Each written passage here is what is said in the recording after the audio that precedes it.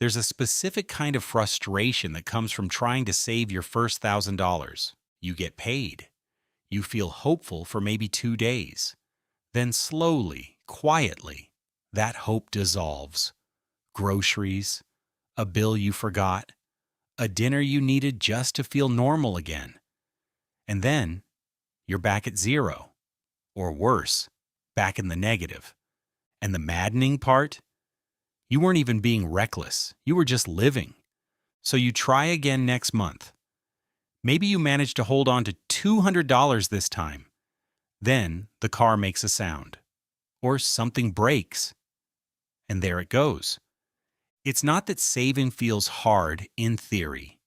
It's that every time you try, life seems perfectly designed to pull that money back out of your hands. Like there's some invisible force keeping you exactly where you are. But here's what's strange. Talk to someone who's already built $50,000 or $100,000 in savings or investments, and they'll often say something that sounds almost offensive. Once you get going, it kind of takes care of itself. And if you're still fighting to hold on to your first thousand, that sentence probably makes you want to close the video, because it sounds like they're telling you it's easy when nothing about it has felt easy. But they're not saying it's easy. They're describing something real, something that has almost nothing to do with discipline or income or being good with numbers. My name is Garrett, and this video started with a question I couldn't let go of. Why does money feel so impossibly hard to hold on to at the beginning? And then, somewhere along the way, it starts compounding almost on its own. I spent a long time looking at this, pulling apart the psychology, the mechanics, the behavioral patterns. And what I found wasn't really about budgeting strategies or savings accounts. It was about something much deeper. The way momentum works differently with money than almost any other area of life. What you're about to see isn't a success story. It's more like a map of why the starting line is designed to feel impossible, and why that changes the moment you cross a certain invisible threshold. Most people assume that building wealth is a linear process. Save a little, keep saving, watch it grow. And if you're not getting ahead, the conventional wisdom is simple. Spend less, earn more, try harder. That framing puts all the blame on the person. If you're not saving, it's because you lack discipline. If you're stuck, it's because you're making bad choices. But that's not really what's happening. What's actually happening is that the beginning stage of building money operates under a completely different set of rules than every stage that comes after it. The early game is genuinely, structurally harder, not because you're failing, but because of how financial momentum works, and specifically because of how it doesn't work when you have almost nothing. Think about it this way. When your bank account sits near zero, every single life event is a financial event. A flat tire isn't just inconvenient, it's a crisis. A medical bill doesn't just sting, it sets you back 3 months. Even small purchases feel significant because they are significant relative to what you have. When you're operating with that kind of financial fragility, you're not just managing money, you're managing anxiety. And anxiety is expensive, not just emotionally, but economically. Let's follow someone. Call him Marcus. Marcus is 27. He makes decent money. Not great, but decent. Enough that saving should be possible. His bills are covered more or less. He's not buying things he doesn't need. He's trying. But at the end of every month, his savings account barely moves. Sometimes it goes backward. The thing Marcus doesn't fully see is that he's caught in what behavioral economists call a scarcity trap. When you don't have a financial cushion, when you're operating with almost no buffer, your brain physically shifts into short-term thinking mode. This isn't a character flaw. It's a cognitive response to perceived insecurity. Studies have shown that financial scarcity consumes the same kind of mental bandwidth as losing significant IQ points. Not permanently, but functionally. In the moment when you're staring at your bank balance, weighing decisions, feeling the pressure of tight margins, your thinking narrows. Long-term planning becomes cognitively harder, not because you're not smart, but because your mental resources are being redirected toward immediate survival. So Marcus keeps making small decisions that feel rational in the moment and frustrating in hindsight. He doesn't invest in the bulk groceries that would save him money per unit because he can't afford the upfront cost. He pays $15 in late fees because the timing of his paycheck didn't line up.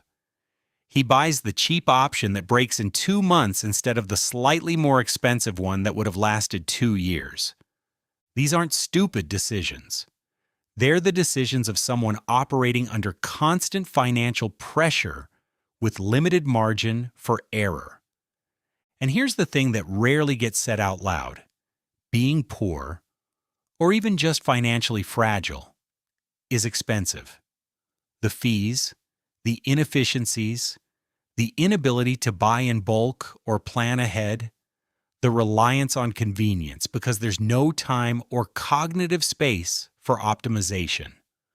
All of it adds up in a way that actively resists accumulation. This is the first reason the first 1,000 is hard. But there's a second layer.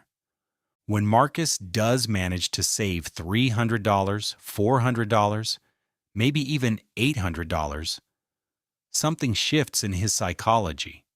Not in the good direction, in a strange, self-sabotaging one. He starts to feel the weight of that money differently. On some level, having a small amount of savings, but not a meaningful cushion, creates its own form of anxiety. It's enough to feel like something to lose, but not enough to actually provide security. So it sits there almost taunting him. This fragile pile that one unexpected expense could wipe out completely. And sometimes, psychologically, people would rather spend it on something that brings real, immediate satisfaction than watch it slowly evaporate during the next minor crisis. At least the dinner was good. At least the weekend trip happened. At least something felt like a choice rather than a slow drain. That's not irrational. That's a deeply human response to a situation where hope feels repeatedly deferred. Now watch what changes once Marcus crosses that first meaningful threshold.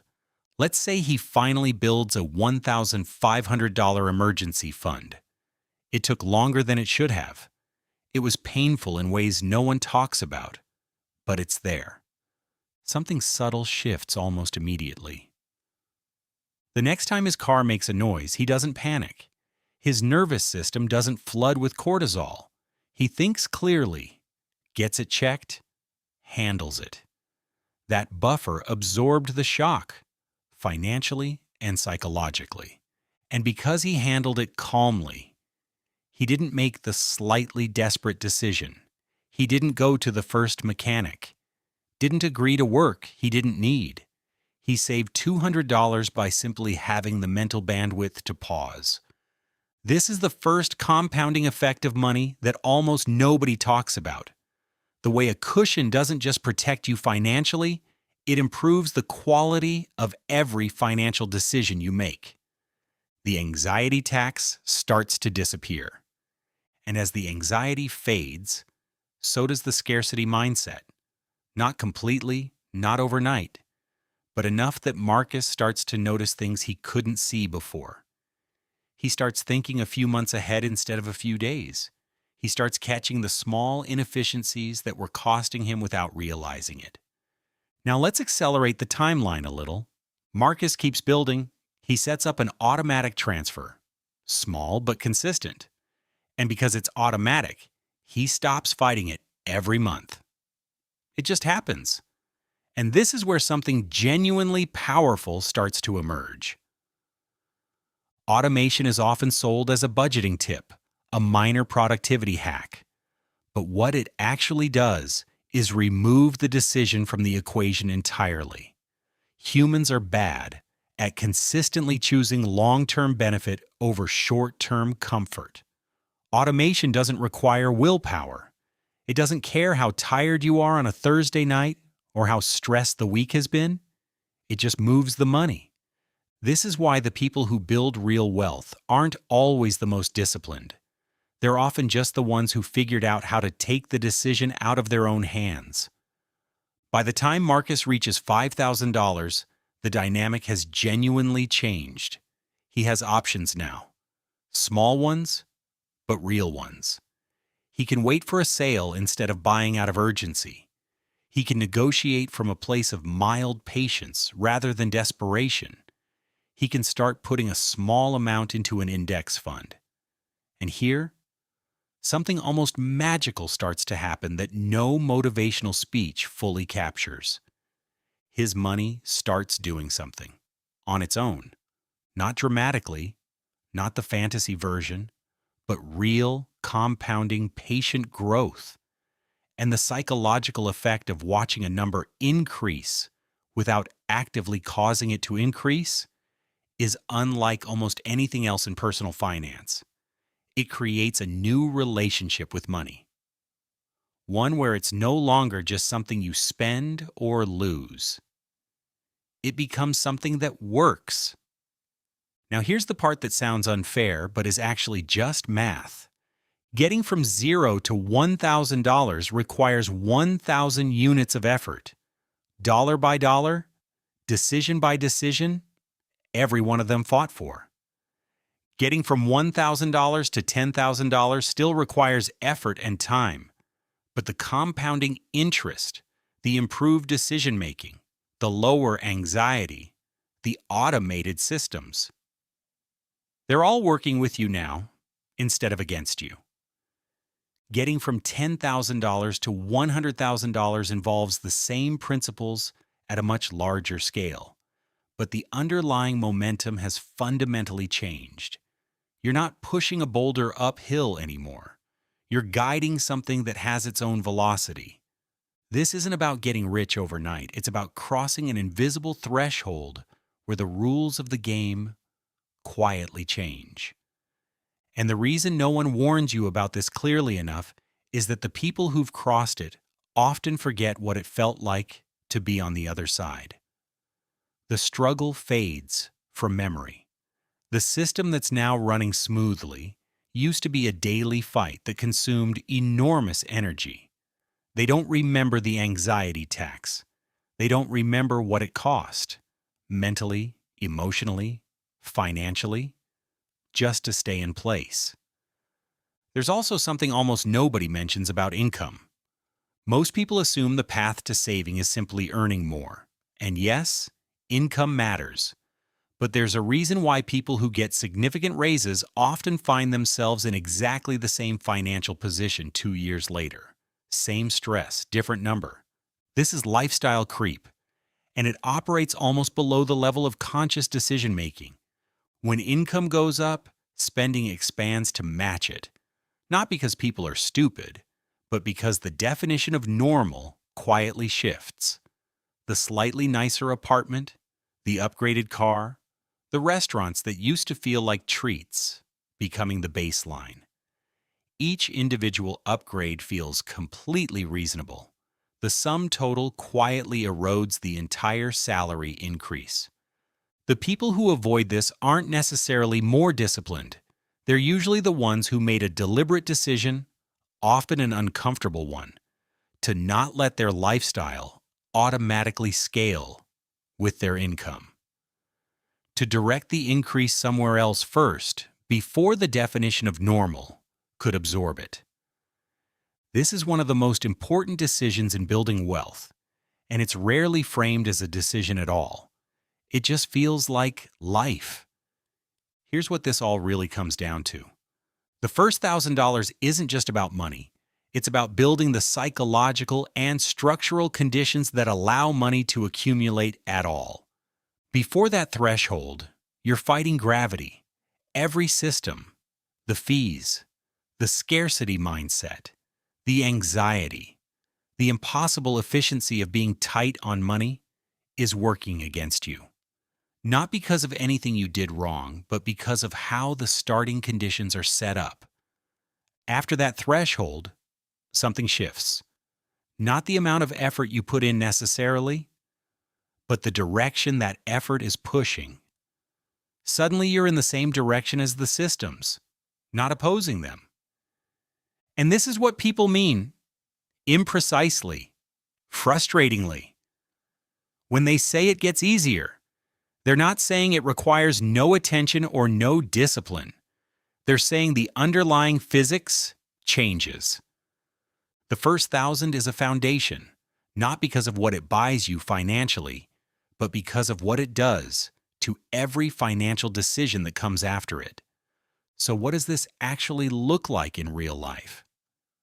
The first thing worth doing, and this is genuinely simple even if it doesn't feel that way, is separating your emergency fund from your spending account completely. Different bank if you can manage it. Make it slightly inconvenient to touch. The friction isn't there to punish you. It's there to stop the money from quietly bleeding out through 100 small moments of convenience. The target isn't complicated. 3 months of basic expenses. That number will feel enormous at first. That's okay. The number isn't the point at the beginning. The system is. Starting the transfer, making it automatic, letting it build, is more important than the amount. Because the automation does something subtle and important. It removes the monthly argument with yourself. You stop having to decide. And removing that decision is worth more than any amount of motivation. The second thing is about lifestyle. If your income increases, try to capture some of it before your habits expand to fill it. Not all of it. Not an uncomfortable amount, just some. Even 30% of a raise directed towards savings before your spending adapts creates a compounding effect that feels invisible at the time and dramatic 5 years later. And the third thing, the one that most people delay too long, is starting to invest, even badly, even a small amount. Not because the returns matter yet, but because it shifts something psychological. You go from being someone who's trying to save to someone who owns something that's growing. That identity shift sounds small. It isn't. There's a kind of shame that comes with struggling to save money. This quiet, persistent feeling that you're doing something wrong, that everyone else has figured something out that you haven't. But most people fighting that battle aren't failing because of character. They're fighting a system that is structurally harder at the start than at any other point. The anxiety tax is real. The scarcity trap is real. The invisible costs of financial fragility are real. The first 1,000 is hard because it has to be earned against the current. Everything after it starts to work with a different kind of logic. And the moment you understand that, really understand it, not just intellectually, but in your bones, the frustration starts to soften because it was never a reflection of who you are. It was just where you were in the process. The math doesn't care about your past. It only runs forward.